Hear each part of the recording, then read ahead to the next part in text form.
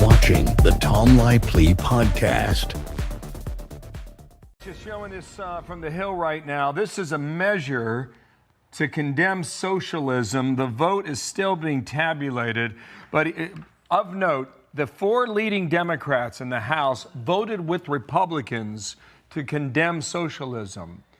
Yet 96 Democrats voted no. So those are the Democrats who voted with Republicans, Jeffries and Catherine Clark, Pete Aguilar and Ted Lieu. So that vote is in, and the big meeting happens in a couple hours, White House, with the Democratic Socialists out of New York meeting with President Trump today. They've had 4 years. They didn't pursue any of this. It was because of the open investigation. Oh, sure. Okay, well, that's what Trump's going to use now, by the way. Okay. All right. All your predictions are wrong. That's not true. It is. I'll take it from here. My staff did the research that her staff did, and we did it in less than 25 minutes. And Romney, Bush, the NRCC, WinRed, no one took Epstein money. It checks out. She's dumb. She knows her staff is dumb. That's why she gave herself an out. So she lied. And only in politics can you lie and get away with it. Actually, the better liar you are, the farther you go. Look at Schiff. He lied about Trump, and now he got a promotion to a senator. Look at Newsom, Clinton, all these. Blumenthal said he served in Vietnam. He never even been in the country, and he's still in the Senate. So they had what they thought Trump dead to rights, and now everyone's collateral damage. Stacey from the not-so-Virgin Islands. You have Hakeem soliciting cash and dinner invitations. You have Crockett now and Summers. And there's going to be more. Watch me. If you think I don't have the energy level or the mental acuity. The best way to get something done, if it holds near and dear to you that you like to be able to, anyway, from Charlotte, another line going from in Florida down to Tampa. Of Putin's kleptocracy. Yeah. America is a nation that can be defined in a single word. I was going to put him. The idea that Los Angeles and what am I doing here? For two reasons. One,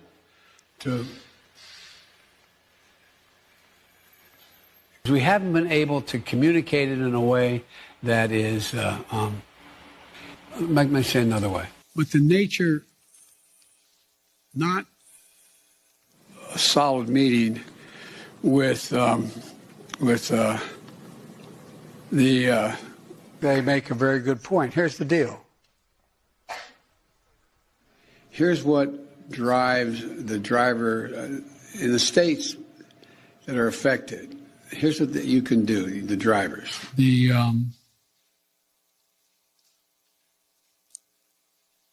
Ashley's right, too. And, obviously I agree with you, Mika. I mean, I started writing the piece before Michelle Obama made those comments. And I was writing the piece because everywhere I go, I hear Democrats telling me, it's too risky to nominate a woman again. And obviously America's not ready. We can't do that. I mean, it's just an insane conclusion to draw. And what we saw, actually, the other point I try to make in the piece, aside from the fact that that's just so destructive and ridiculous and sexist and wrong, the other point I make is that actually I think part of what we're seeing from this last election, Americans are actually in some ways more drawn to women now. I mean, there's data that shows sort of this, if people want to backlash, the antidote to Trump, in many cases that is women, that's women of color. And I think voters are really seeing that and thinking about it. Yeah. Kamala Harris is why we should nominate a woman again.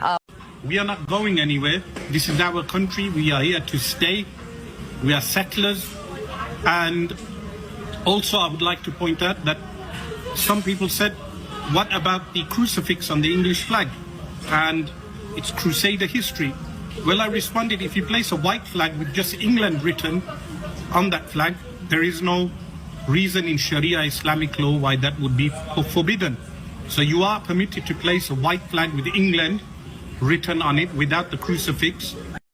You, Congresswoman, or any other of these Democratic members of Congress heard directly from members of the U.S. military or the broader national security community who believe they've been given unlawful orders? Well, you know, what I'd say is I have heard from service members, and I have heard from service members, and this is all a matter of public record. What we see is an uptick of concern from the men and women who are serving in uniform about the legality of orders that are being given. So let's get straight to that Fox News alert out of Nigeria. Gunmen early this morning reportedly kidnapping 52 students from a Catholic school, adding to the urgency of President Trump's fight to end Christian persecution. Our senior foreign affairs correspondent, Greg Palcott, joins us now with the details. Greg, what do you know? Hey, folks. Yeah, amazing. Another story coming out of Nigeria. More violence there. Christians definitely under fire. A Catholic secondary school in the town of Agwara, that's in the northwestern part of Nigeria, was attacked by gunmen early this morning about 1 a.m. local time. Local media now says that 52 school children aged 12 to 17 were kidnapped. A desperate search is now on, involving military and police. This comes after a Catholic church nearby was attacked earlier this week. 2 people were killed and 38 worshipers were abducted. A ransom of $69,000 per person has been demanded. Thousands of Christians have been killed in recent years, leading some to speak of a Christian genocide there. President Trump has branded Nigeria a country of particular concern regarding religious freedom, threatening to cut off aid, threatening to send in U.S. troops. Still, other analysts note Muslims are getting hurt in the country, too, not just by Islamist terrorists, but organized bandits, crooks, professional militants. 25 children were kidnapped at yet another school in western Nigeria on Monday. One escaped. That happened in a mostly Muslim area. I just did shows in the UK and Amsterdam, and I made fun of UK politics, I made fun of American politics. You wouldn't dare make fun of Islam, though. Go to the UK and mock Islam. Do it. Well, I don't have any jokes about Islam. Why not? They got Pakistani grooming gangs raping little girls. Why won't you go to the UK? What? Why won't you go to the UK and make jokes about Islam? I don't think it's very funny. I don't have any jokes about it. I'm so confused. Dude. Okay, let me help unconfuse you. Are there jokes that can be made about Islam? Yes or no?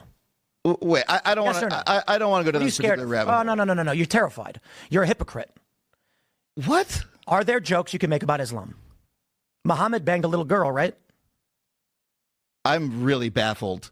Come on. I'm terrified of the subject. I'm not. No, I'm not. In the UK, you can be jailed for making jokes about Islam or even bring up the grooming gangs.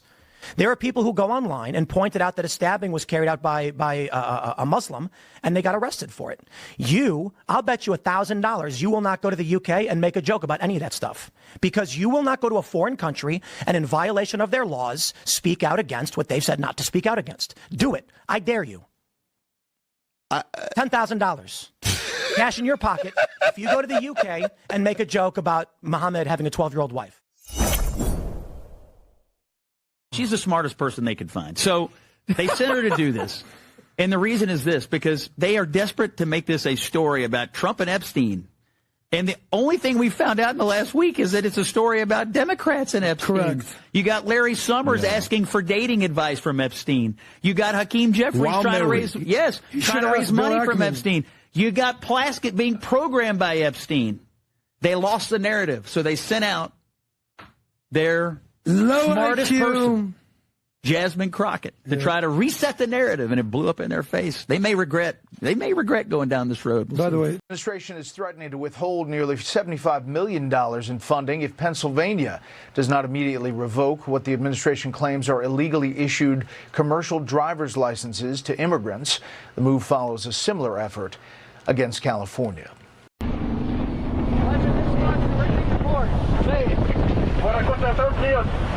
Más arriba, más fuerte la banco ahora. Más al frente, más a la cabeza. Fuerte el banco ahora. Más al frente.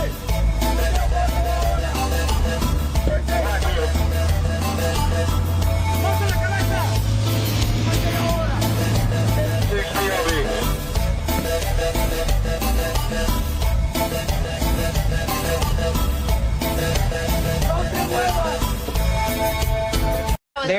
no national conspiracy to buy elections and control America. You don't need a formal conspiracy when interests converge. These people went to the same universities and fraternities. They're on the same boards of directors. They're in the same country clubs. They have like interests. They don't need to call a meeting. They know what's good for them, and they're getting it. And there used to be 7 oil companies. There are now 3. It will soon be 2. The things that matter in this country have been reduced in choice. There are 2 political parties. There are a handful of insurance companies. There are about 6 or 7 information things. But if you want a bagel, there are 23 flavors because you have the illusion. You have the illusion of choice.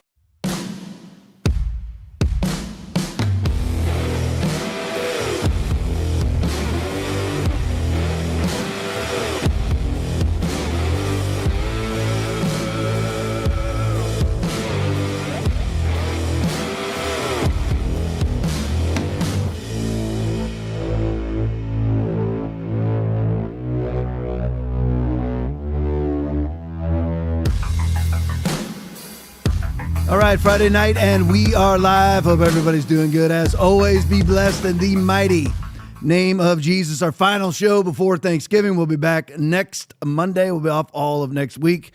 I'll miss you guys. Aaron's asked me what I'm going to do. I don't know. I'm all irritated right now because nothing works. Garage door doesn't work. Lawnmower doesn't work. Watch doesn't work. And something else, dude, doesn't work. I'm all irritated right now. On my way here, got more and more irritated. And then stupid people driving on the way here. Nothing's working. Nation's not working. Nothing's working. But I'm just kidding. All right, let me say to everybody in the chat tonight, 23, Justin Blake is on. Mr. Cool Dude is on. JGCK is on. Robin Aroni's on. Big Jim Go Blue is on. And John's 127 is on. Peg McGroin is on. Robin Aroni's on guitar. Glenn is on. Waterline 46 is on. Spaz 64 is on. Release the Hog is on. That's a new one. Golf Master 1 is on. Aggravain is on. Waterline 46 is on. Let me see here. Supergirl 21 is on. LA 106 Times is on. USA Happy Girl is on. The one and only Salty Gonads is on. Gritterdon is on. Keeper 1376 is on. Run Pierre 1 is on. Let me see here. Sexy Pony is on. Bud 64 is on. Sunwoo 45 is on. Jeannie Malfeasy is on. Let me see here. Black Bart 201 is on. Conservative Warrior is on. Laura Jean Lynn is on. Let me see here, just in case I missed her. Peg McGroin is on. K4 VMS is on. Let me see here. Anybody else? Scrolling down. Moavi Jeep JT is on. Let me see here. Let me grab a couple more. Oh, there we go. Veronica 18201 is on. Lisa Kinzer is on. Let me see here. Alligator Alcatraz is on. Nate Dad 1 is on. See if I missed anybody or grab 1 or 2 more. PD Frank is on. Trisha Snow is on. Let me see here. Producer Aaron is on. Volvo 960 is on. I'm going to grab 2 more. DC 941 is on. Last one, let me find 1 more. Uncle Wally, my friend from right here, is on. Love you guys. Appreciate each and every one of you. Let's hop right to the first thing. Fox News tweet breaking: the House passes a resolution condemning socialism after a number of high-profile Democrats vote in support of the measure. So here we go. Now let's look at this. Let's break this down. So the Congress has voted to condemn socialism. Well, that's a good thing. Ostensibly useless, but you know what? It's a good thing. And they did this probably because Zohran Mamdani was visiting Donald Trump today. And you're like, some of you might want clips from that. I'm not showing them. I'm not doing it. There's basically, they both pretend to like each other, and we all know what's going to happen. Once Zohran leaves the White House, he's going to go back and call Trump a 34-time convicted criminal, a fascist, whatever else. So I'm not going to show the videos of them so-called getting along, but I will show you this. And most of you have already seen this already, but just in case, I wanted to break down the numbers really quickly. So this is a vote to simply say that we condemn socialism, that the United States will never be socialistic under our watch. So Republicans basically voted unanimously. 24 people no voted. I used to bash really hard the no votes, but then it turns out there's reasons for people that they don't vote other than avoiding the vote. But anyway, so there's 24 no votes on this, but we'll just say Republicans unanimously voted to condemn socialism. Now let's look at the Democrats, where the majority of Democrats voted to not condemn socialism. Is this not riveting to people? I mean, if you were a Democrat right now, does this not bother you at all that your party is is in support of socialism, or I guess the word would be socialistic. I mean, that your party is now the party of socialism. 96 of the people who voted in support of socialism. And then they all will say that we're not socialistic. I just want to show this to people like Bill Maher, who sits there and vacillates back and forth, condemns socialism, while still supporting people like Bernie Sanders and thinking that the Democrats are right, but I'm anti-socialist. Well, Democrats are socialist. The Democrats are right, but I stand against transgender surgeries and the wokeness. That is your party, so you might as well no longer be a Democrat. You either need to be a Republican or an independent. Or you know what? I would love the idea of us being closer, not a parliamentary system in organization, but a parliamentary system in numbers of parties where you have to actually come up with a coalition. I would like that, because the two-party system is, again, just a way to leverage power into, leverage you into one world commerce system, singular access point controlled by them. Well, your singular access point into our political system is Republicans and Democrats. That's the only way you can get in. I would love to have 3, 4, 5, even 10 parties. And you have to have a coalition of people coming together. Or you'd have to have libertarians come together with conservatives to elect somebody. I would like that. And more people would vote too. I mean, because we've been leveraged out. Republicans, although I'm a devout Republican, I could never see myself not being a Republican unless we come up with like a Bull Moose party or something like that. But anyway, this just shows you where Democrats are at. 96 Democrats in the current, basically half, no, and the rest of them no voted. And many of those, since it is cutting in half, so we just add another 15 to that. So that'd be 106, 111. 111 Democrats would vote to support socialism. Just want to point that out. And if you're a Democrat, you look at yourself in the mirror, just go ahead and say, I'm a socialist, and say it out loud. Let's go to the next one. All right, Joe Rogan podcast. Got 3 in a row on Jasmine Crockett, because she's the genius. If you saw that portion of Scott Jennings on the PBD podcast, she's the genius that the Democrats have now sent out to speak for them. So let's look at the representative of the Democratic Party.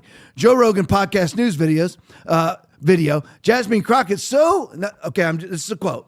So we gonna talk about white supremacy. We're not gonna talk about the fact that the vast majority of these shootings, if we look at the numbers, were white supremacy ideology. So let's break down the facts in this statement from Jasmine Crockett. In other words, there are no facts. Play it for me. So we're not going to talk about white supremacy? Like, we're not going to talk about the fact that the vast majority of these shootings, whether they are seen as political or not, if we look at the numbers, white supremacy ideology. But we don't want to do anything about that. There's no legislation that they want to bring. Every time you say white supremacy, they want to yell, oh, you're race baiting. No, I am going on facts. Like, these crimes, when we look at these mass shootings, most of them are linked to neo-Nazism or, Proud Boys or whatever. It's always some white supremacy kind of thing that's going on. It's not black folk that are going out there. It's not immigrants that are going out there. But what cities are we going into? Black cities, because we are supposedly the ones that commit all the crime. Which people are we going after? Immigrants, because allegedly it's immigrants, but we don't want to have a talk about what the numbers say, what the facts say, which is that we have a white supremacy problem in this country. So until we decide to deal with the problem, we're going to continue. And again, here we are, this generalistic problem that a Democrat espouses. Okay, let's look at this real quick. So she says we have a white supremacist problem. Where? I mean, just tell me where. Send me the videos, because now Jasmine Crockett, we all know, is a moron. We all know she is, as is said in Hangover Part 1, she's a retard. So we all know that from Alan. And by the way, we now know who Release the Hog is, by the way. We know who you are. That's a friend of ours. So anyway, coming in with a new name tonight, Release Dog, and there's a story behind that. But anyway, maybe we'll have to show that video at some point here on the podcast. No way. It's already been shut down by the relative in the room. I'll leave it at that. But anyway, so if Jasmine Crockett's going to be your spokesperson, which obviously she is, let's break down these numbers. So she says we have a white supremacy problem. Send me a video of the white supremacy problem. Show me the statistical data of the white supremacy problem. Now we could say, easily that we have a black on white crime problem. That makes me a racist. I don't care if the people say that I'm a racist, because it's not a racist. I'm certainly not a racist. It's simply fact. Yep. I mean, we don't have any, Aaron, you correct me if I'm wrong. You can search all the videos. Correct me if I'm wrong. Show me the videos of a white person killing a black woman anywhere. Aaron's searching. I ain't got none. There's none. How about lighting somebody, a white man lighting a black woman on fire? Got none. None. Okay, and 13% of the population commits 60% of the violent crime. So we have a systemic black on white problem, criminal problem. Would we all agree? I don't care if you do or not. Those are the statistical facts. I get my facts from the Uniform Crime Report, which says that 13% of the population commits 56% of the violent crime. And mainly that 13% of the population they say is black, but it's really not even black. It's black men. Yeah. So black men, which is really 7% of the population, commits 60% of all violent crime. But where's Jasmine? She says there's a white supremacist problem. Obviously, we're not suppressing them enough to keep them from committing crime. In every video that comes, man, I'm losing viewers in droves right now, and people must not like this. But anyway, I mean, not one video ever comes out of a gang of whites attacking a black person. Ever. Aaron, search again. Yeah, okay. Anything? I mean, gang of whites attacking a black person. Show it to me. Got nothing. Okay, and it's the same thing because she would espouse a transgender genocide too. And not one time has a transgender person been victimized by any group, black, white, Asian, or anybody else. But yet, according to Jasmine Crockett, the Democratic Party, we have a transgender genocide. It's all lies. Everything that you hear is lies. Most of what the Republicans tell you are lies, and everything the Democrats tell you are lies. Every last thing. She says, get this is hysterical. So we're going to talk about white supremacy. We're going to talk about the fact that the vast majority of shootings are done by white supremacists. 10 out of the last 10 were transgender shooters. How are they? Are they white supremacists? No. 10 out of the last 10 were either a man pretending to be a woman or a woman pretending to be a man. Hyped up on SRIs. So please. I mean, you don't imagine, and then that's on Charlamagne's show. Sometimes he can do good, sometimes not. And he's a leftist, credit Alan, hangover, retard. And then I'm just going to use that for now as if it's my own. But I'll try to remember to give Alan credit, a retard. But anyway, sometimes he comes through and actually calls people out. But he doesn't hear it. And he knows, because you know what? Charlamagne's never been a victim of a white person, ever. Ever. He's never been a victim of a white person, nor is Jasmine Crockett, even though she claims that she was in college. But anyway, so everything that she said right there is just a bold-faced lie. Let's go to the next one. And wokeness video. Jasmine Crockett says that whites are now randomly lynching blacks in the South. Oh. Play it for me. Gonna do. They not even going, honestly, they're about to outlaw the idea of white supremacy and white hate. Like they are about to be like, oh, that's not a thing. Forget the fact that you're talking about getting rid of like the classification for nooses in a time in which we have seen these random black bodies be strung up down south. Also, seemingly at a time in which you're back in office, because what you do is you embolden the hate. You embolden everybody to take off their hoods. That is what he has done. He is the one that is producing this violence. Embolden everybody to take off their hoods. When was the last time anybody even saw a Klan member? And now let's look at this. So Jasmine Crockett says whites are now randomly lynching blacks in the South. Where? I mean, can you imagine? I mean, me and you, there's about 495 people watching right now. So a total of 498 people are watching this podcast right now, 3 of us in this room. Can anybody send me a photo of the last lynching of anybody? And she says that, remember, this is a recent video that now, since Donald Trump's been back in power, there's been random lynchings of black people. Where?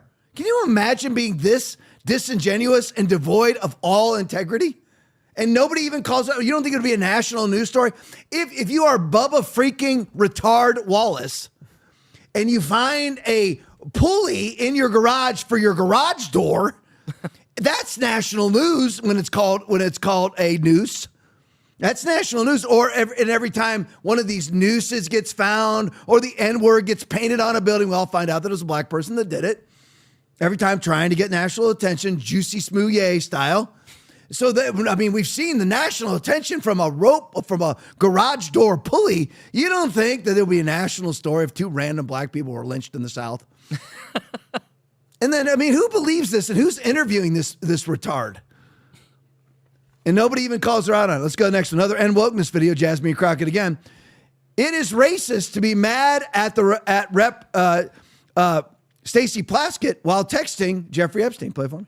Because I'm sorry, but like we don't have ethical like rules that say that you can't receive text messages or you can't respond to text messages, especially if somebody has a certain record and you can't do it in committee. We all be sitting on our phones, and yes, people be texting. I mean, our staff text us, like everybody texts us, like people. I remember when I had the bleach blonde situation, you know who was texting me? My pastor. Okay. So like, let me be clear. There is no ethical violation. And so the idea or the audacity to decide that you want to strip a black woman of her committee assignment because she was texting with Epstein. I would love to find out who her pastor is and what church she attends, because she certainly is not receiving the gospel at that church. She's receiving an accommodating, slaughtering the unborn grace, which is, you know what that is? That would be the demon's doctrine. That would be the devil's doctrine. I love how she does. We all be sitting. Aren't you just thrilled that that's your representative? I mean, aren't you just glad? I mean, state of Texas, and of course, just bringing this up real quick because it is a national news story. So far in the appellate court, Texas has lost its case to redistrict its state, but California is going in with Prop 58 and redistricting its state, which will cost us 5 seats in California. And the reason why Gavin Newsom said that he was redistricting was in response to Texas. And he said if Texas got called off or defeated in court, that he would call it up. But we know the man of integrity that Gavin Newsom is, that now, even though Texas is now lost in court, Gavin Newsom is still pushing forward with Prop 50 to remove 5, to district out 5 Republican seats, because Jasmine Crockett in Texas would be districted out. Now we have the appellate court to go to, but so far that has been lost. But you just imagine if you're in Texas, aren't you just proud that you elected somebody who talks like we all be sitting? And by the way, she's a graduate of a private high school, college, and law school. And she talks like we all be sitting. Her other verbiage, you know, that she has, we all be sitting on our cell phones. Aren't you just thrilled? And if you're a racist, if you dare criticize Stacey Plaskett receiving marching orders from Jeffrey Epstein in 2019, you're a racist. Remember, those are the new rules. All right, let's go to the next one. Colin Rugg video. I'm bouncing all over the place. I did it last night. I'm enjoying it. I'm doing it again. All right, so breaking, the FBI concluded that would-be assassin Thomas Crooks acted alone. Does the evidence line up with that? Play it for me.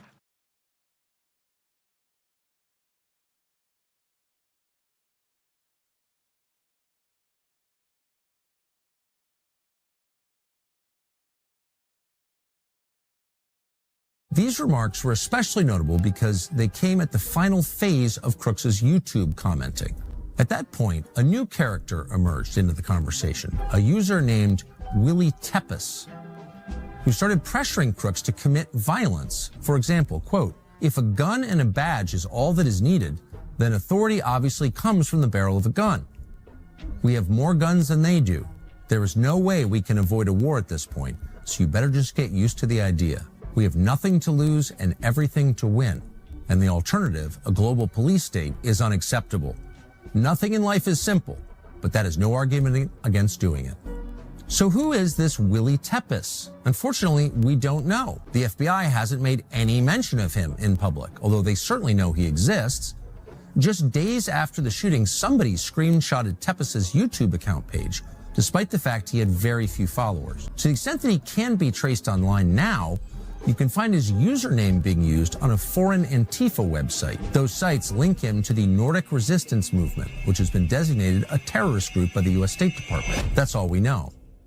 We do know, however, that Crooks' online footprint abruptly ends after his encounter with this mysterious figure, Willie Tepes.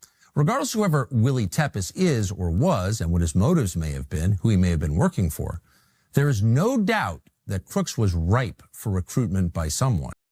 So what we've been told so far from the FBI, no, I'm not letting go. Not those of us that are on this podcast, but many have already forgotten about the Charlie Kirk assassination. I have not. Tyler Robinson obviously didn't do it. It's very obvious that that's the case. It's very obvious that Thomas Crooks did not act alone in the shooting of Donald Trump and Corey Comparator and one or two others in the crowd. It's very obvious he didn't. He had foreign encrypted accounts, was practicing his shooting at the DHS gun range, the agency that was the primary source of protection for Donald Trump on that day. Thomas Crooks was practicing his shooting at their range. We never heard anything. All we got was the two Dumb and Dumber clown show bug-eyed morons standing out in front of the camera, Bongino and Patel telling us that Thomas Crooks acted alone and that Jeffrey Epstein killed himself. And I'm sure now they're going to tell. And Kash Patel it's been documented that Kash Patel yelled and screamed and said, you know what, we are not going to conduct any sort of foreigner investigation into this, into the shooting of Charlie Kirk. We're not going to look at any foreign intel agencies. We're not going to look at the Israelis. We're not going to look at any foreign countries or anything else. We're not going to do any of those things. Tulsi Gabbard tried, said, you know what, there's information. There was 11 or 12 Israeli government phones in the crowd that day. Suspicious flights flying out of Utah that day. But, that's all going to be ignored because Tyler Robinson did it alone. Remember, Tyler Robinson's up on the roof, and there's video of him leaving the roof, but not video of him taking the shot. There's no way for him to have timed out the assembly and taking apart of the gun when you look at the timeline of the shooting. I don't have time to get into all of that. But anyway, there's no way for him to have done all those things. There's no way for him to have concealed it. Nobody writes a love letter, an orchestrated Shakespearean love letter to their furry gay lover like he did while he's on the run. But anyway, so back to Thomas Crooks. So we were told by Christopher Wray there was no online footprint. Tucker Carlson symbolically spends 5 minutes online and finds numerous posts with Thomas Crooks on them, and then one from this Willie Tepes who still has an online presence. We've never heard the name, but don't worry, because Kash Patel told us that Thomas Crooks acted alone. But we have now weren't we told there was no digital footprint? Now you just saw him with the 9mm, man. And those aren't the only videos of him. We were told he had no online footprint. Then you know what that means is that because remember, these people are not Aaron. Okay. And obviously here's the thing. I'm watching other people's podcasts and things like that and their qualities for crap and their multi-million-dollar podcasts. I'm like, geez, you guys need to talk to some people about how to improve your abilities. But anyway, and it's the same in the government. They can't, whenever you see a testimonial in Congress and they have some screen behind them and this, let me just show you how it works, and it never works. And then they don't know how to use it, and then it glitches and stops, and it never seems to work because they have no good technology, because all the money they should be spending on that technology goes to their NGOs and back into their pockets. But again, I digress. But anyway, so these people that are operating from the FBI, they don't have the ability. They're as dumb as me when it comes to digital technology. When it comes to technology and online presence, they're dumb. They're even their so-called experts are dumb. They don't know how to do anything. They're just like me. They know how to turn something on and turn something off, and that's really it. And then, so they can just say, he doesn't have a Facebook page, so he doesn't have an Instagram, so he has no online footprint. The FBI already erased all of that.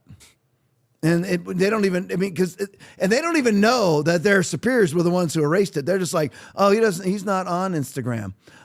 He's not on Facebook. Oh, he has no online footprint. They have no idea how to trace it. Tucker Carlson did it, and Tucker Carlson's no digital genius either. You got a staff that probably does, but he found it. And so we're seeing everything that we're told about all these assassinations not only were lies, but they're continuing to be lies. Where's the investigation into the people that helped Tyler Robinson and the people that helped Thomas Crooks? Where are they? Why has none of this been released to us? Why has none of us ever heard of Willie Tepes, who now has a presence on an Antifa website overseas, but Thomas Crooks acted alone, and a connection with another foreign terrorist organization? And this was the Willie Tepes who was instigating Thomas Crooks to take the shots. It's all coincidence, right? Yeah. But we never hear anything about it. All right, going on to California now. Vince Langman video. Welcome to Gavin Newsom's California. This is not a COVID era shot. This is 2025 Wingstop. Play for me. Check this out. We're out here in Oakland at Wingstop. The entire place is locked down like Fort Knox. Really thick glass, bulletproof windows. Gotta talk through an intercom when you order your food and get it through a little cubby hole right here. That's insane. Welcome to Oakland, baby. Now, Wingstop is one of my favorite places, and I can tell you that we never have to stand behind bulletproof glass to make our orders here in Sarasota County. But in Gavin, and again, if you're a Democrat, don't you just look at the evidence here in Sarasota County that is boldly read? We don't have to stand behind bulletproof glass to work at Wingstop or to order from Wingstop. We don't stand behind bulletproof glass. We have to go to a little, why do they have a little compartment? Because they don't want criminals to grab a hold of the cashier's money. So there's a little tiny compartment where you put your money in, close the door, they take your money, they put your order in with your change or your card back, and you open the door, and then you grab your food. We don't have that here. Why? It's run by Republicans. I mean, if you're a Democrat, how do you? I mean, really, why would you not wake up? And I know I'm preaching to the choir. I know there's probably no Democrats watching, but if you are a Democrat and you've happened to stumble upon this podcast, I'm just curious. There's your leadership, Oakland, California. 40, 50, 60, 70, 80 years under Democratic Party control, including state control, including mayoralships, gubernatorial control, Senate control, House control, national Senate, national Congress control. And look at you. You don't think anything's wrong with that? You don't think there's anything wrong with even a Wingstop? That's not a large cash operation. If you rob Wingstop, you're going to walk out with $78. Everything else is in the safe.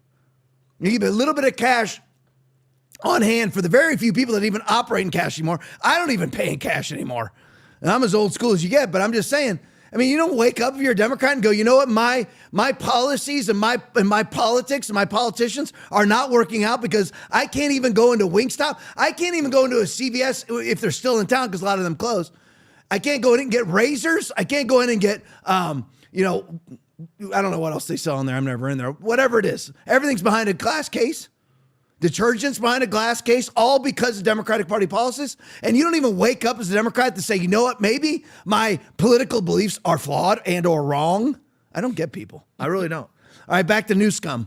Wall Street Apes video. Data shows Gavin Newsom has created an affordability crisis in California as he talks about the affordability crisis in the United States. He wants to solve, that's his number one concern, is the affordability crisis in the United States.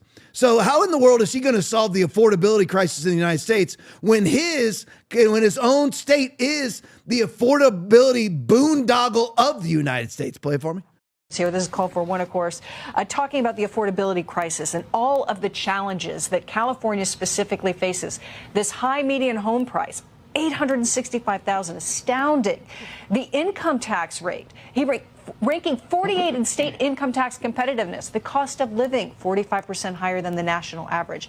Not polling well in multiple polls when it comes to affordability. Your thoughts? One reason that people flee California and for red states is affordability. So look, the Democrats are talking out both sides of their mouth. Affordability is the number one issue in the United States.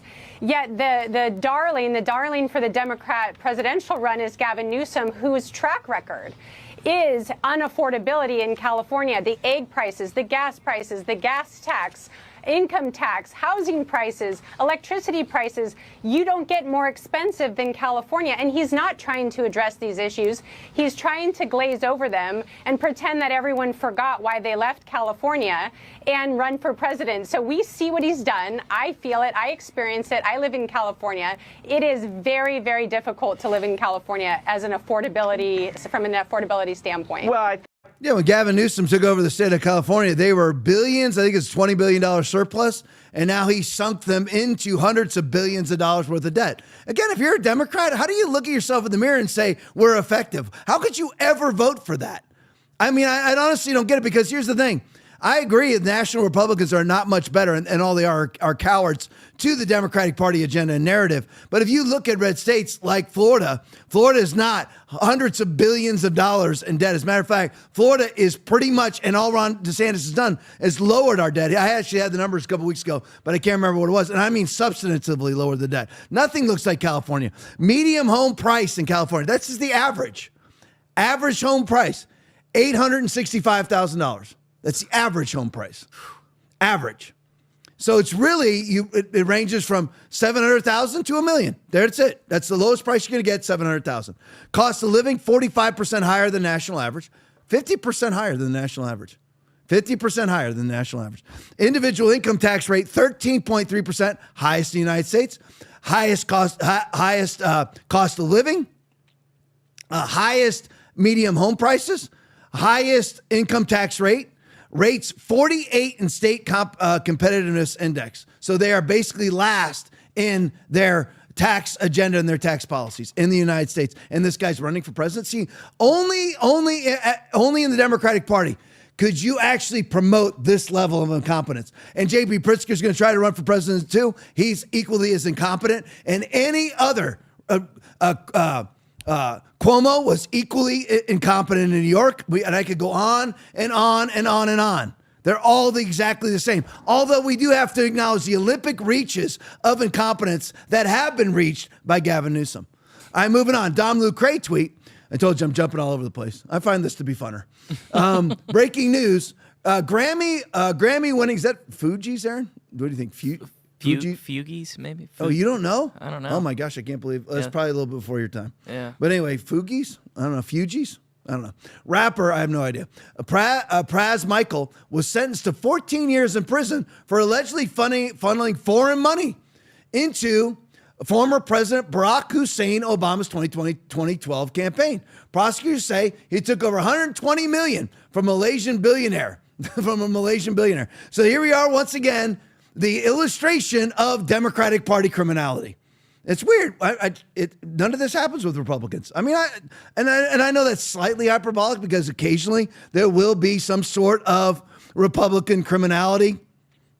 You know, I mean, when you have like Dinesh D'Souza gets put in federal prison because he overgave, it was all open and out front and in his tax returns that he overgave to a political PAC where it had certain campaign finance regulations that he didn't know about. So instead of giving to the maximum of $5,000, he gave like $6,000, and he went to federal prison under Hussein Obama, by the way. Hussein Obama went after him, weaponized the DOJ, went after Dinesh D'Souza. While Barack Obama was receiving criminal campaign finances, receiving illegal campaign finances, he was putting Dinesh D'Souza in federal prison for donating too much. Hussein was receiving illegal. Dinesh D'Souza was unwittingly donating too much because he just happened to not know. All you need to do is just take the money back, then give them the opportunity. They made sure they prosecute him. Now, everybody else who does that, if you're a Democrat or a connected Republican, nothing happens to you. All right, let's go to the next one. Red Wave Press video. Jesse Waters, you're right about J.P. Morgan. Here is an Epstein timeline. This is out and it's used. J.P. Morgan filed 5,000 suspicious activity reports on Epstein, $1 billion in suspicious financial wires from Jeffrey Epstein, and then covered it up. Play it for me. Now they're putting out flight manifests in 30 days. They're putting out all of the FBI and DOJ investigative documentation. Now, Donald Trump cut him loose in 2004. All of this documentation that's going to come out is going to be from 2008, when the first charges were filed, to 2019, when the second charges were filed. Everything in between that decade, all he's doing, Jessica, is hanging out with Democrats. That's all he's doing. He's not donating to Republicans. He's not hanging out with Republicans. So it doesn't even matter if you guys did or did not get massages, did or did not hang out with sex trafficked minors. It doesn't even matter. The mere allegation that's going to come out in these documents is going to ruin people's lives. And I'm sorry, you pushed this. Trump was trying to be a gentleman, and he was going to say a lot of people's lives are going to be ruined. A lot of people will have their reputations destroyed from innuendo. And I'm sorry, but that's the way it's going to happen. Now, you're right about J.P. Morgan. This is out, and it's huge. So J.P. Morgan filed 5,000 suspicious activity reports on Epstein. $1 billion in suspicious financial wires from Jeffrey Epstein. That either one or two things is true. He is either at the center of an international sexual blackmail ring, or he's a money launderer. And J.P. Morgan covered it up. And the Treasury Department's covered it up because they get those reports. That's what this has always been about, a sexual blackmail ring. And that's what I'd like to find out more about. All right, so three things here. First of all, Trump completely disconnected with all connections with Jeffrey Epstein in 2004. 21 years ago, Trump, from that moment on, had nothing to do with Jeffrey Epstein. So from 2004 to 2000 until 2025, well, now when he died, 2019, that was all Democrats. So for those 15 years, all these things that they want released, I mean, they go back to 2004, they're going to find Mar-a-Lago pictures of Trump hanging around with Epstein hanging around with Mar-a-Lago until Trump kicks him out of Mar-a-Lago for trying to pick up 15-year-old girls and having Ghislaine Maxwell recruit young teenage girls out of Mar-a-Lago. What happened? Melania and Don got very upset and kicked them both out. That's the end of his connections with Jeffrey Epstein. Now, what about the Democrats like Katie Couric? What about Larry Summers, Kevin Spacey, Billy Clinton, who 27 times was on the Lolita Express in those years? What about Stacey Plaskett being coached on the phone by him? What about Chucky Schumer receiving campaign finances from Jeffrey Epstein? Larry Summers, the president of Harvard, who allowed Jeffrey Epstein to maintenance an office at Harvard up to 2019, basically the moment that he died. So after he was already convicted 2007, 2008 for trafficking in underage women, convicted of it, runs to Israel, gets a plea bargain to bring him back, and then lets him into a country club prison. But regardless, was convicted of trafficking in an underage girl for prostitution. Larry Summers not only lets him have an office at Harvard, Larry Summers was receiving dating advice from him about how he can procure and manipulate women while he's still married to his current wife. And now has resigned. Then we got Jasmine Crockett buffooning herself on the congressional floor, absolutely making a clown show of herself, claiming that Lee Zeldin, claiming that the RNC, claiming that Mittens Willard Romney all received money from Jeffrey Epstein, but they weren't Jeffrey Epstein, the sex trafficker. One of them was Jeffrey Epstein, the doctor, and the other ones weren't Jeffrey Epstein, the sex trafficker either, because there's 5,000 people named Jeffrey Epstein in the United States of America.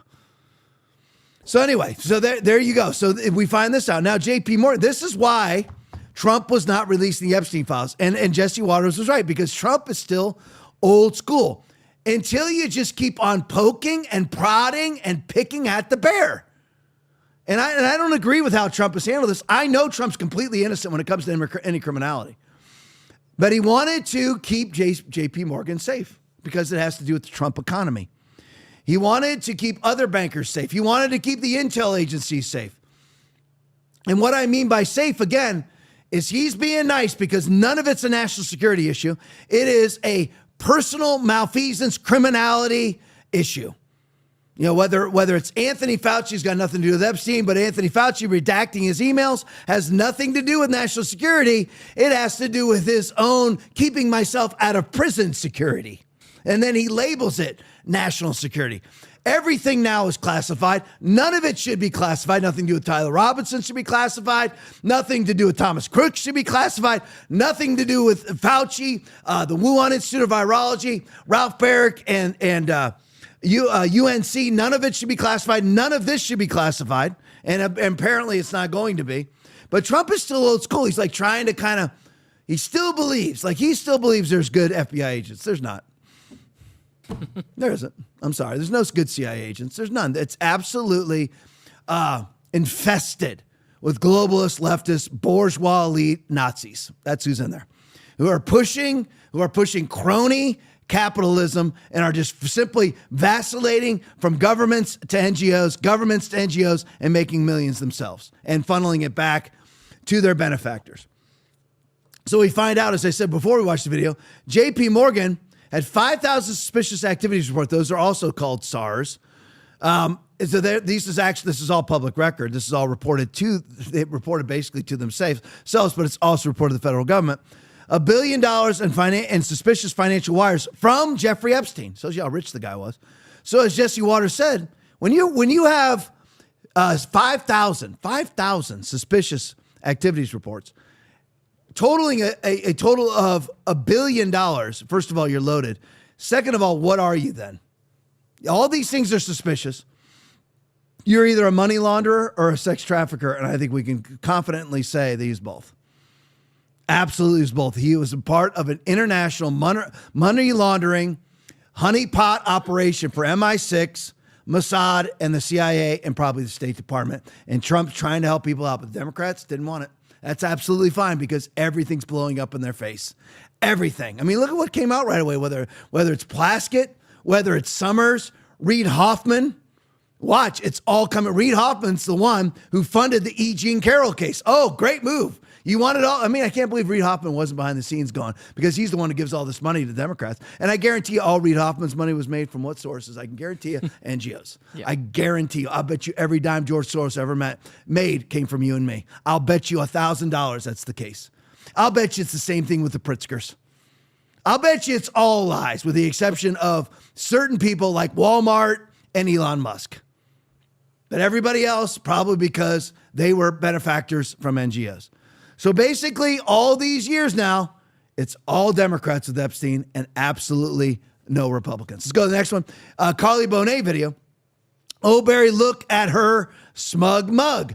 So here we have, now I have my list. I'll read it to you one more time. Now we have Obama's fixer. I don't know how many of you have heard of this woman, but if you ever look at any sort of instigation, any persecution via prosecution case, you'll find a woman by the name of Catherine Rumbler behind the scenes of all those. Like you'll find the Mark Eliases and the Norm Eisens and the Reid Hoffmans. You'll find all of these so-called quote unquote attorneys behind all of these malicious prosecution cases.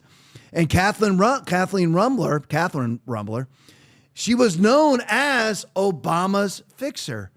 Guess who she was receiving money from? Play it for me.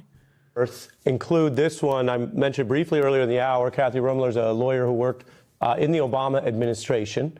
And she had a business relationship here. You see, he says you need to talk to boss, and she is consulting or emailing with Epstein about potentially taking a promotion or becoming attorney general under Obama. I need to be prepared to say yes before I talk to him. I'll remind folks, because she may not be a household name, we have a photo of her. This is something we've learned about from the emails where it seems that high-profile people in both parties seem to have all these ties to him. We know more about this because of your committee's release. What should be done about that? And does it concern you that Epstein apparently had entree with this high-ranking official? We need a full release of the files, and we will follow those files wherever they take us, because So we have Ari Melber there talking to Ayanna Pressley and saying, first of all, that high-profile officials from both parties aren't wrong. What Republicans?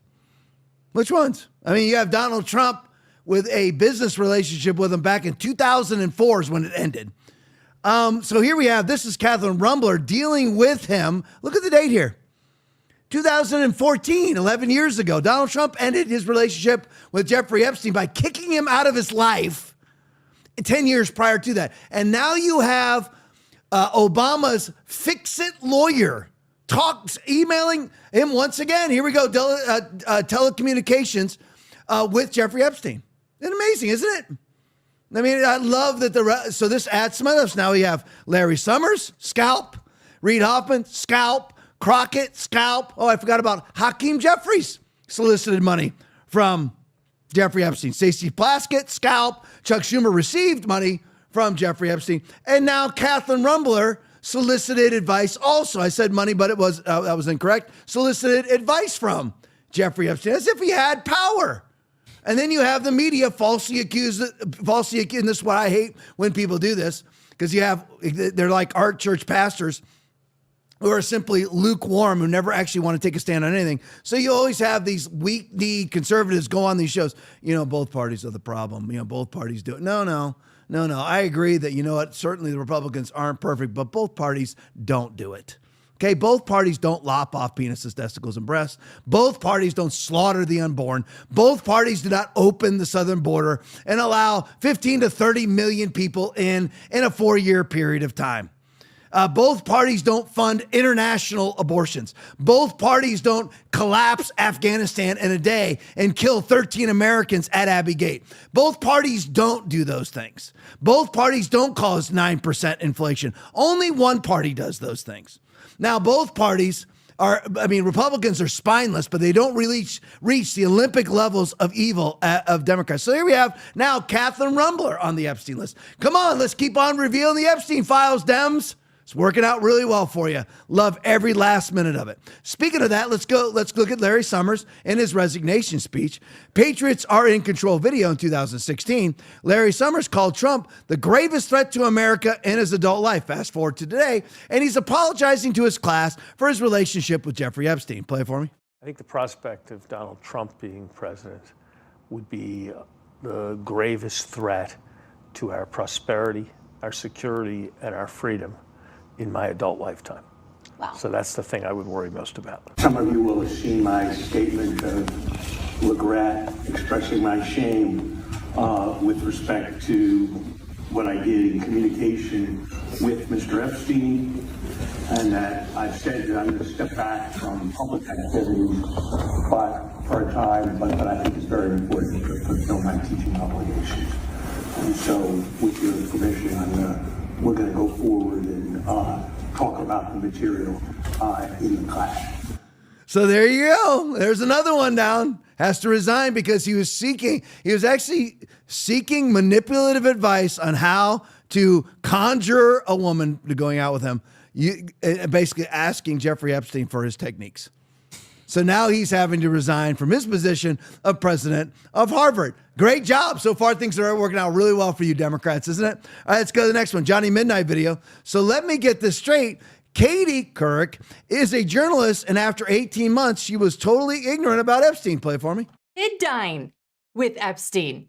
Oh, Katie Couric, the so-called journalist who claims ignorance is bliss. Katie, Emily S. wants to know the strangest part of going to a dinner party at Jeffrey Epstein's house. I didn't know anything about Jeffrey Epstein at the time, and it was super weird. What can I say? And the person I was with said, "Did you notice how young the girls were who were taking the coats?" And I said, "I really didn't." But of course, later we found out everything about him. A lot of the stuff about him hadn't come out yet. A lot hadn't come out? Except the fact Epstein was a convicted sex offender by 2008, served time, and was released 18 months before this dinner. Who did you see the New York Post headline, Katie? Didn't you work in New York? Weren't you part of the, I believe it was NBC's morning show for forever? Yep. In New York? And you didn't know? Oh, please now, please. And every single one of these people have Jewish connections, just so you know. And you're like, here's the thing. And I just want to always make this clear to everybody. Here's what you have to, here's where I stand with Israel. Is I believe that Israel wants us to be their dog and they want to be the tail, and they want to be the tail that wags the dog. Okay, but so does England wants to do that to us also. And France wants to do that to us also. Then we're allowed to criticize everybody else, Germany, France, Canada, and everybody. You need to be able to criticize Israel. And here's the thing, France doesn't have an AIPAC. Yep. They don't have it. In order for France to have an AIPAC, they would have to go through FARA constraints. But AIPAC doesn't. That's weird, isn't it? And every single, whether it's Ari Melber in the last one from MSNBC, who said, you know what, both parties are guilty of their relationships with Jeffrey Epstein. Wrong, Ari, Jewish connection, covering for Epstein. Many in the White House, Jewish connections, don't want Epstein exposed because Epstein is a Mossad agent. Oh, that makes you anti-Semitic. No, it doesn't. I just said, if I say that there's a black on white crime problem in America, which there is, does that make me a racist? No, it makes me a fact teller. Simple as that. Yep. That's how I look at all of it. I hate Islam. I hate the Islamic faith. Not people who are Islamic. I hate the Islamic faith. Does that make me Islamophobic? Nope. I hate their faith. There you go. Simple as that. Okay, if I have to choose between Islam and Hamas, I mean, if I was to have to choose between Israel and Hamas, I choose Israel because at least they are a functioning democracy. But that's the only reason why I choose them. Not because I'm afraid of being cursed for not supporting Israel. That is not biblically accurate. It's not even talking about Israel. It's talking about Abram before he became Abraham. It's not even talking about Israel. And by the way, the new Israel is everybody who's saved under the blood of Jesus Christ. That's it. That's the new Israel. We've all been grafted into a single vine, the church of Jesus Christ. If you want to bless anything, if you want to believe that if you bless Israel, you'll be blessed. If you curse Israel, you'll be cursed. Then you know what you need to do, which is true if you point it at the right church. And the right church are those born again Christians. That's the church, the international church. I don't care what label you have, whether you're non-denominational, Pentecostal, Baptist, Catholic, Protestant, Lutheran, as long as you are saved, you are part of the new Israel. You are grafted into the vine. Romans chapter 11. Please read it. Simple as that. That's how it is. That's how it works. And we need to be honest about everything. There cannot be any criticism off the table. Everything needs to be on the table or we're going nowhere. Man, it's 10 o'clock already? Holy mackerel. All right, let's go on. Lives a TikTok video. Just in, New York police are now searching for, this is perfect for I actually titled this Black on White Crime. New York police are now searching for a man after he randomly slashed 2 people on a Queens subway platform. Play it for me. Developing this morning, search underway right now for a man police say randomly slashed 2 people on a Queens subway platform. And now we're hearing from one of those victims as they recover from the attack. Christy Kalishian joins us live from Kew Gardens with more. Good morning, Christy. Good morning, Aziza and Mary. Police say these 2 attacks were unprovoked. One man was slashed in the face, the other slashed in the forehead. Take a look at cell phone video that shows a fight break out around the time of this attack on the southbound E platform at the Union Turnpike Kew Gardens station at around 3:15 Wednesday afternoon. Police say it was a 50-year-old man who was slashed in the face and that this 42-year-old man was slashed in the forehead and now has 8 stitches. Our Naveen Dhaliwal spoke with him over the phone last night. Was walking very fast in the middle of the platform. He go hit another guy, and after that he hit another guy again. Get a good look at that attacker there again. Police say he is 5'4", wearing a gray hood and black jacket, hat, and pants. And afterwards, he's seen slapping another man before police say he fled on foot to parts unknown. And this all as NYPD data shows that transit crime is down 5% from last year. It's unknown if the 2 victims there knew each other, but they're both said to be in stable condition and are expected to be okay. Live in Kew Gardens, Queens, Christy Kalishian, CBS News, New York.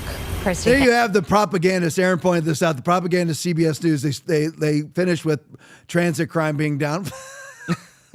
Yeah. Okay. That's funny. Yeah. Here's just a couple observations. First of all, the guy's wearing a mask. I mean, one of the poor victims wearing a mask. Okay, it is now what, November? What is it? 21st, Aaron? Yeah. Yep. November 21st, 2025.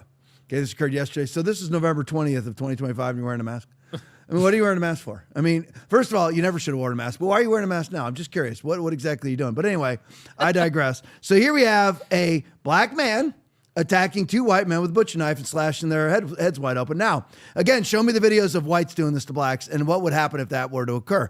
Secondly, going back to CBS News, notice how they go and how they try to put out the alert for the perpetrator.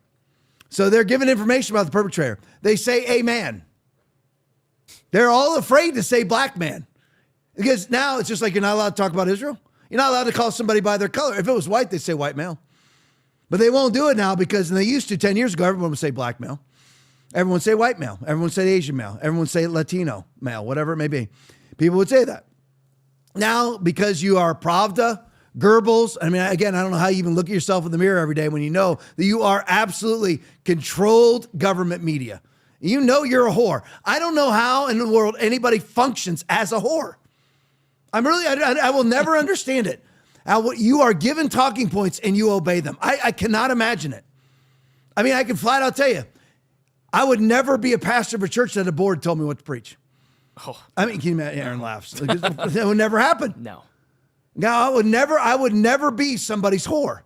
And that most everybody on the left basically is somebody else's whore because they will not violate the talking points of their agenda. Even though their talking points are wrong, why would you buy into an agenda where you know the talking points are lies, but yet they do? Well, they're like, well, because of the greater good. How can it be for the greater good when you have to lie to get it? Does anybody ever deep dive? Does anybody ever get sort of philosophical, sort of like you sit back as Socrates and maybe think things out? Well, I lied to bring forth my agenda. How good could your agenda be if you are lying to bring it forth? I don't get it. I honestly do not get it. I don't get it. But it's the CBS News won't give an accurate description of the perpetrator to the public because they're afraid of using the word black. He's a black man who slashed 2 white people. If it was a white guy who slashed 2 white people or 2 black people or 2 Asian people, we would all say it's a white male. It's ridiculous. All right, let's move on to Chicago. Vince Langman video. You have blood on your hands, scumbag, from the burning incident. Here's Brandon Johnson. Play it for me. This is an absolute failure of our criminal justice as well as our mental health institutions. This individual was charged with dozens of felonies over the past 3 decades. He was clearly seriously mentally disturbed and was a danger to himself and to others. The system that we had failed to intervene, and now we have a woman who is fighting for her life, and I am praying for her and her full recovery. We're also praying for her family at this time. This is a horrific tragedy that should have never happened. Should have never happened, but he's known about these systemic failures for decades and decades and decades, and so have all the Democrats that run that ridiculous city. That will have somewhere between 50 and 70 shootings this weekend, and more over the week where people are off for Thanksgiving. And I just want to make this national announcement that we all thought that this Lawrence Reed, who burned this woman alive, white woman, another black man victimizing a white woman like Irina Saruska, just like that, stabbing her to death. Which I got in all kinds of trouble for putting that out when I put that poor woman being victimized out on online. But anyway, no, it wasn't that. It was Charlie Kirk shooting. But anyway, so here's the big announcement. We all thought that he had been arrested 50 times. No, wrong. 72 prior arrests. Wow. And Brandon Johnson and his Democratic Party judicial system, his Democratic Party social, I don't know, what do you call it? Not Social Security. I don't know. But anyway, a social system inside of Chicago, just let the man off. 72 arrests. 72, social worker system lets him off. It's going to let him off. 72 prior arrests, and he's out there with a can of gasoline lighting a white woman on fire. Unbelievable. And he says that it was a failure, but it was this is not systemic. There'll be 70 shootings this weekend. It's systemic, Brandon. Wake up. And he doesn't want to wake up because if he wakes up, then he'll be voted out of office. Colin Rugg video. The Chicago man accused of lighting a young woman on fire on a Blue Line train had previously been arrested 72 times. 50-year-old Lawrence Reed is accused of intentionally lighting the woman on fire with gasoline and lighter. Colin Rugg video. Play for me. Prosecutors say he lit a woman on fire aboard a train. Meanwhile, there are growing questions about why he was back out on the streets despite a rap sheet reportedly going back to the early 90s. Mike Tobin is live in the Windy City with more. Hi, Mike. And Dana, Lawrence Reed will be once again before the judge today, this time to determine if he will be held behind bars before he goes to trial.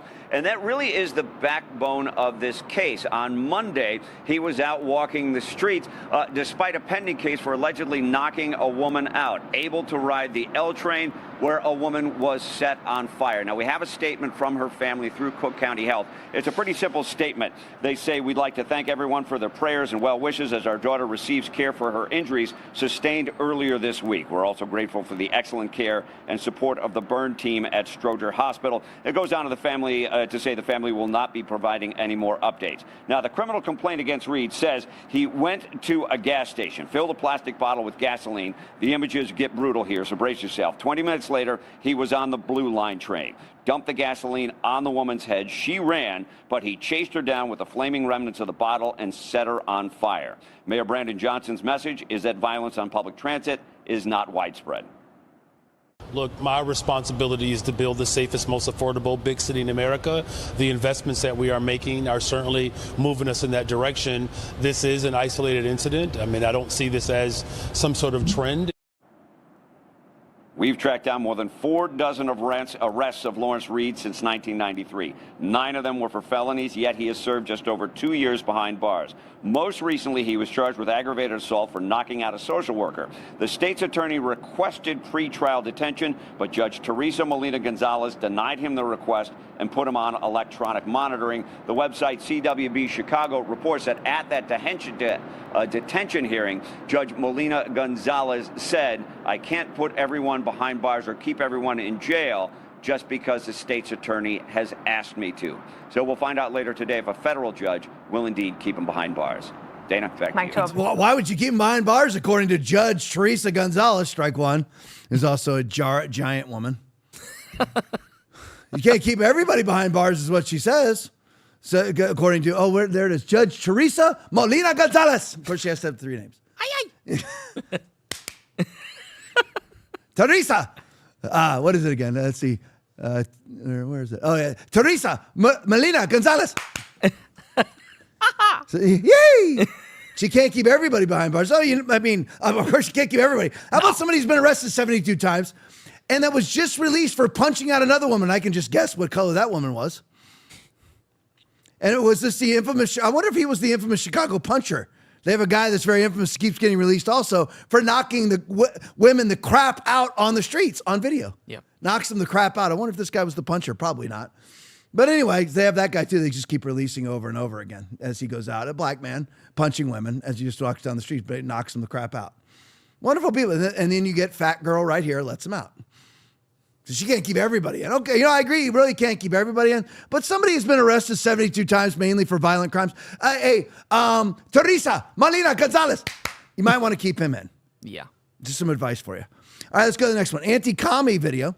Let's look at the genesis of the Joe Biden, Jill Biden relationship. Remember, we were told that they were introduced on a blind date. Not that Jill worked on his campaign and that Joe was having sex with her while she was a campaign worker, breaking up a marriage, and Joe wrecked her ex-husband's 67 Corvette while she was still married to her ex-husband. Imagine that. Again, this is what happened exactly, too. And this is all documented from the ex-husband. And this will also, the story I'm about to show you from PBD Podcast also blows apart their story. Remember, they never met each other. Aaron never met each other. Right. Never met each other. Somebody introduced them on a blind date. And they went on a blind date and madly fell in love. No, what actually happened was, I'm going to skip this part because I want to leave it for PBD. What happened is that she ended up working on one of his senatorial campaigns, and as a campaign staffer, they were committing adultery with one another. He was married to his wife. She was married to her husband. And, having a sexual adulterous relationship. And during that sexual adulterous relationship, Joe was driving around in Jill Biden's husband's 67 Corvette. Now, Joe Biden also gave himself that pseudonym and also owns now a 67 Corvette, gave himself that pseudonym on governmental email, 67 Corvette. But he went and wrecked Jill Biden's husband's. So he's banging his wife, driving his Corvette, and wrecking it. What a great person you Democrats follow. What a great person you Democrats follow. What a great guy. But there's more to the story than that. Anti-commie video. Play it for me. So that's Jill Biden. Oh. She used to babysit Bowen Hunter. At 15. Whoa. Did you guys know this or no? I did not know that. Oh. That's a little weird to me. Oh. And then later on, because, people came back and they said, well, rumors are not true that they dated while she was a babysitter. They dated when she was in her mid-20s. Bro, that's not the point. You were attracted to her. Guess what? At 15 years old, she was a... By the way, no, man, that's a little weird. So wait, are you mean to tell me the same president whose daughter wrote in her diary, PBD, that her father would take showers with her at inappropriate ages, the same guy that on camera when he was sworn in as vice president has been sniffing kids, grabbing them, touching them on camera, and some of those girls came out and said that they... So Joe, who liked to shower with his daughter when she was 14, meets Jill while she's babysitting his kids while she's 15. But nothing ever happened. No. This is Joe, who we have on video, jamming his face into girls' hair, trying to get as close to 11-year-olds' boobs as he possibly can while taking videos, while taking pictures with them. Showering with his daughter as she quote unquote says at an inappropriate age. And here you have Joe actually meeting Jill as the babysitter. And then lo and behold, they just happen to have a relationship when she's in her early 20s when he met her 6 years prior to that. Oh, I'm sure there was no contact between then and then. Of course not. No. Nice little picture with her on his lap, though. Like that's what everybody does, isn't it? I don't know if Aaron has ever had to hire a babysitter yet, but I've hired a lot of babysitters, and I certainly have never had one sitting on my lap. Okay. 15-year-old girl sitting on your lap? No, nobody does that, Joe. That would be you weirdo pedophile groomer. All right, let me go to this one. Nick Shirley video. I asked American Muslim men in Dearborn who they would support if America went to war against the Islamic nation. Play it for me. Now you have all these Islam men yelling Allah Akbar. I have a question for you guys. If America were to get in a war with a country like Iraq, who would you guys defend, America or Iraq? We won't get in a war. That's not permissible for us. But at the same time, who would you defend first? We would support our brothers in Iraq. That's the only way. So you wouldn't defend America? We would not defend America. But you're American. But at the same time, listen. At the same time, America is our country because we were born here. But in our Islamic book, we're not allowed to fight with people that are against our religion. So we just take up the jail time. So you would That's not. what we do. So you would not defend America. I would go to jail instead of fighting for America. And who would you defend if we were to go to war against a country like Iraq again, America or Iraq? America. And should that be a troublesome conflict of interest for somebody to be here in America that would rather support another nation like Iraq? Anybody who supports another nation needs to live in that nation. This is a Christian nation. A lot of the Constitution is based off of the Bible. And how far the country has fallen. Just like Americans shouldn't be fighting for the IDF, they certainly shouldn't be fighting for the Muslims either and other foreign armies. But that shows you exactly where. This is Dearborn, Michigan, gone. Minneapolis, St. Paul, 90,000 Muslims, gone. Not one of them would fight for America. Do you think they'd fight Americans in America? Yeah. Absolutely. That's why they are here. They are invaders. They are conquerors. It's been going on for 1,400 years since Muhammad was having sex with a 9-year-old. It's been going on. All right, that's it. 10:16. That's good. Appreciate you guys so much. I'm going to miss you for a week. Back on Monday not Monday next week, a week from Monday. We're taking off all next week for Thanksgiving. Rumble Rants tonight, and then we're going for 3 straight weeks till Christmas after that.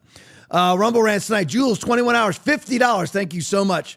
Robin Aroni, $25. Thank you so much. Deb Powell, $10. Total G Word, $5. Thank you guys so much in the rant. Like I said, we're going to be switching out the rant. We're going to kind of follow the Nick Fuentes style. I'm going to task Aaron. It's going to be tough.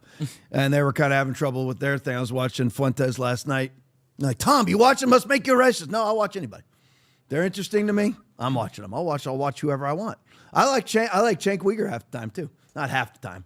25% of the time. I like what Cenk Uygur says. Sometimes he says smart things. Alligator Alcatraz just gave? Yep. All right, Alligator Alcatraz in the rant. $25. Thank you guys so much. Hey, serious. I'll read it. So I'll practice right here with Alligator Alcatraz. There we go. This is what we're gonna do, by the way. But I'm gonna have a tech voice do it. Aaron's got to work all that out. Aaron. Yeah. Make it happen. Make it happen, Aaron. Good.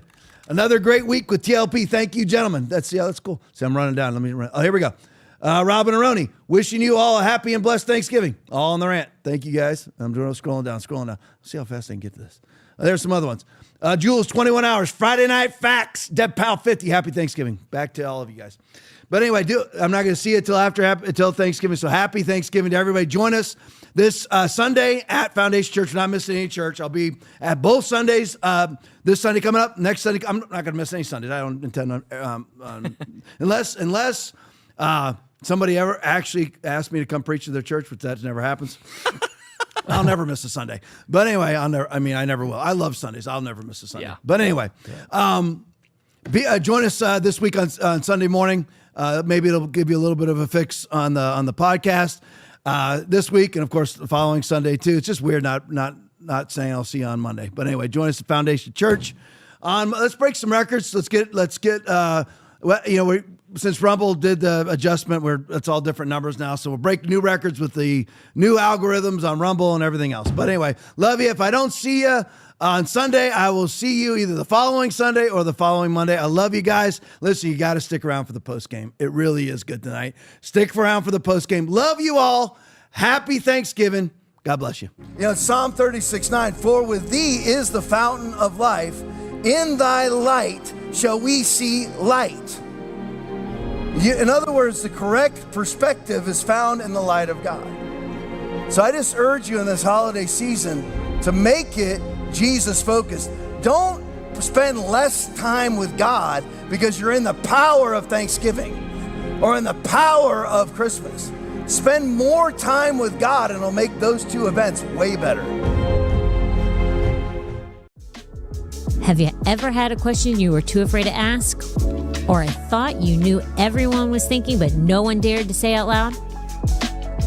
Welcome to the Hope Hotline, where nothing's off limits and we say what others won't.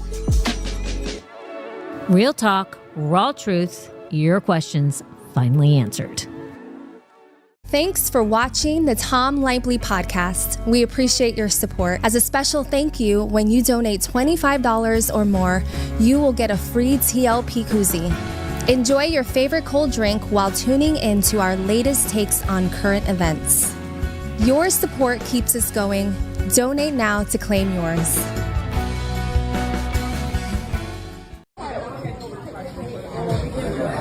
Hi, so you're banned from this restaurant? Why? Because you disputed the last 4 credit card charges when you came here to eat. Yeah, you thought you wasn't gonna get caught? You thought you wasn't gonna get caught. Really? Yeah, really. You know what you were doing. Okay, I'm just gonna leave now. Yeah, get the fuck out. Now.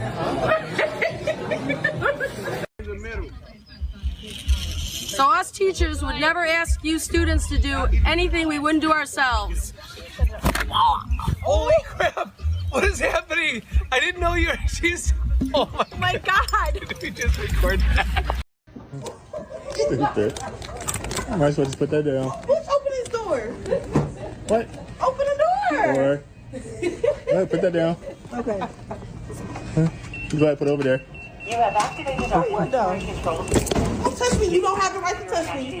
Don't knock on my kids. Put your kids away. Go call them. Call them. Call them. You Call can't them. touch me though. Call them then. Go ahead, call them. Whoa.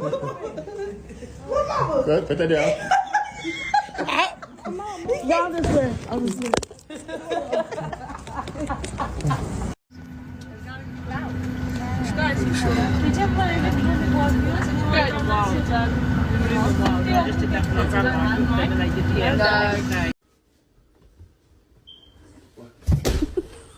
The fuck? What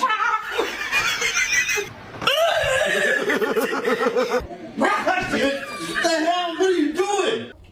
Welcome back.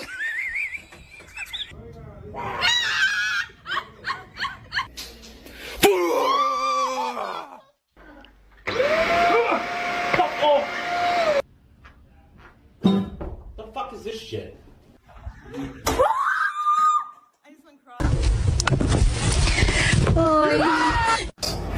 Yeah. Oh!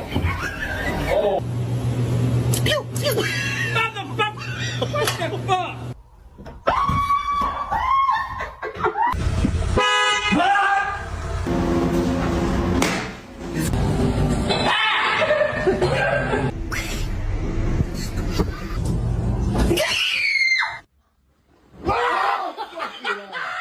What shopping center is that?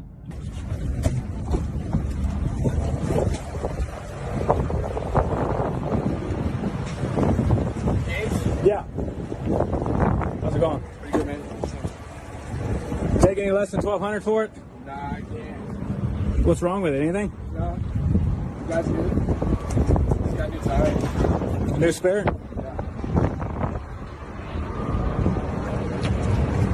These open up? Yeah. What do you think?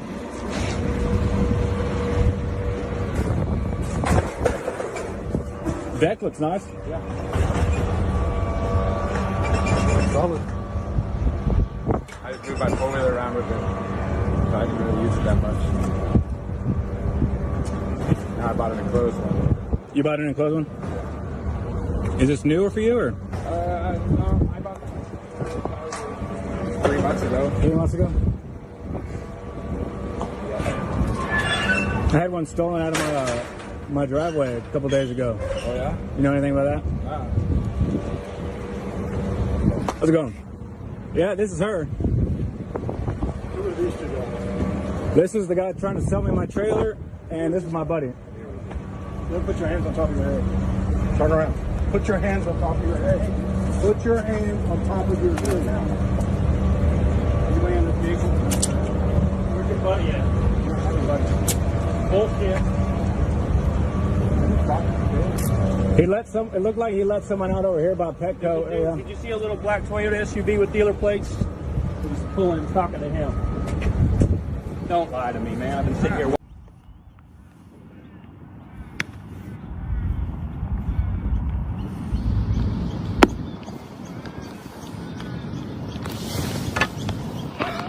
Oh my God! Oh my God!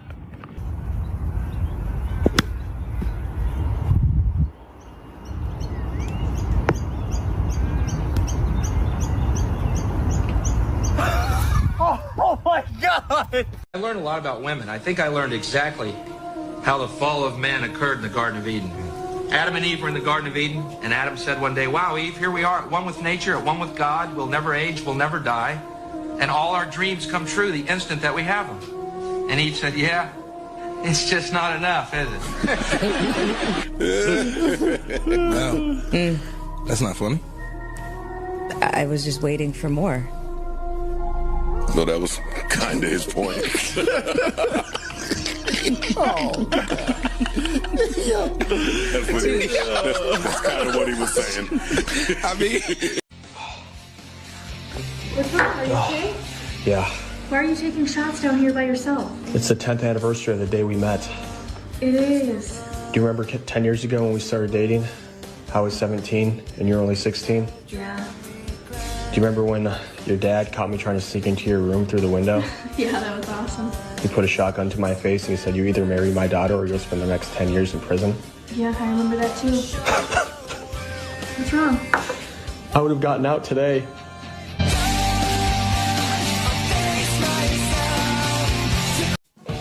Generals gathered in their masses, just like witches at black masses. Evil minds that plot destruction, sorcerer of death's construction. In the fields of bodies burning, as the war machine keeps turning. Death and hatred to mankind, poisoning their brainwashed minds. Oh Lord, yeah.